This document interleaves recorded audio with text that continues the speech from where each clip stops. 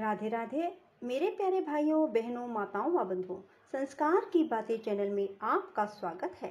बंधुओं, आज द्वादशी के दिन मैं आपको सुनाने जा रही हूँ एकादशी व्रत पारण की कथा।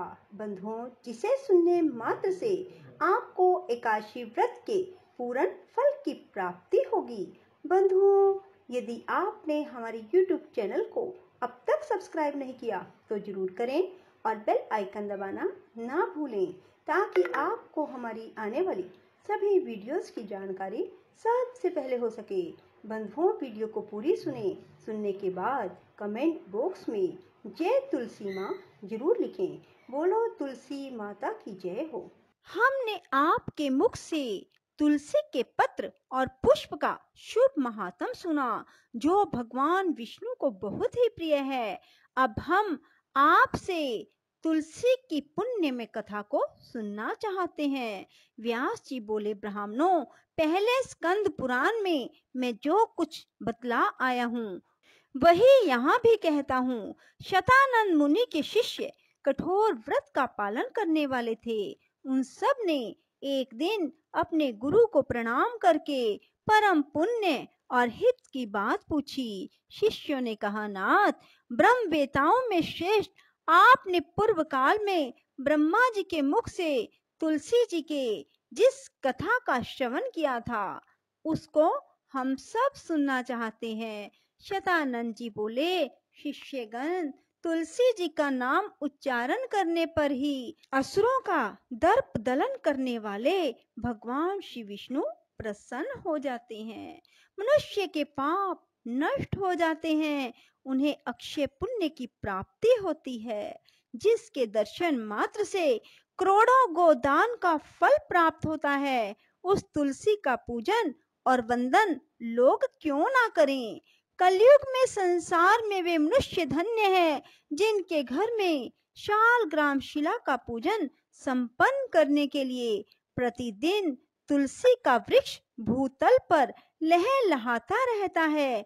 जो कलयुग में भगवान श्री केशव की पूजा के लिए पृथ्वी पर तुलसी का वृक्ष लगाते हैं, उन पर यदि यमराज अपने किंकरों सहित रुष्ट हो जाए तो भी वे उनका क्या कर सकते हैं।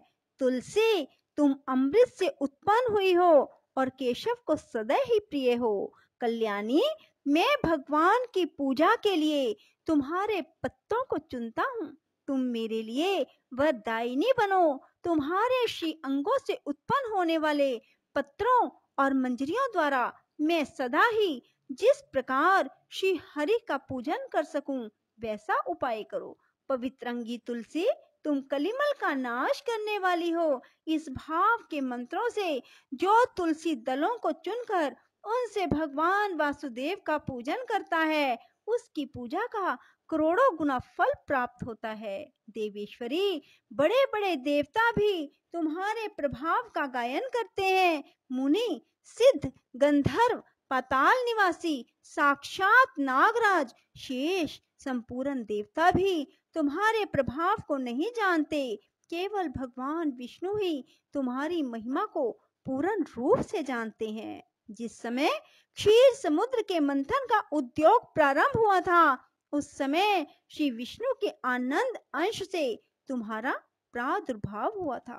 पूर्व काल में श्री हरि ने तुम्हें अपने मस्तक पर धारण किया। देवी, उस समय श्री विष्णु के शरीर का संपर्क पाकर तुम परम पवित्र हो गई।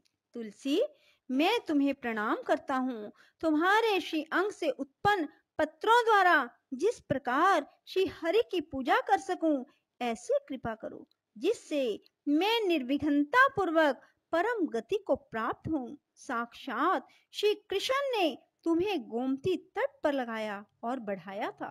वृंदावन में विचरते समय उन्होंने संपूर्ण जगत और गोपियों के हित के लिए तुलसी का सेवन किया। जगत प्रिया तुलसी, पूर्व काल में वशिष्ठ जी के कथन अनुसार श्री रामचंद्र जी ने राक्षसों का वध करने के उद्देश्य से सरयू के तट पर तुम्हें लगाया था।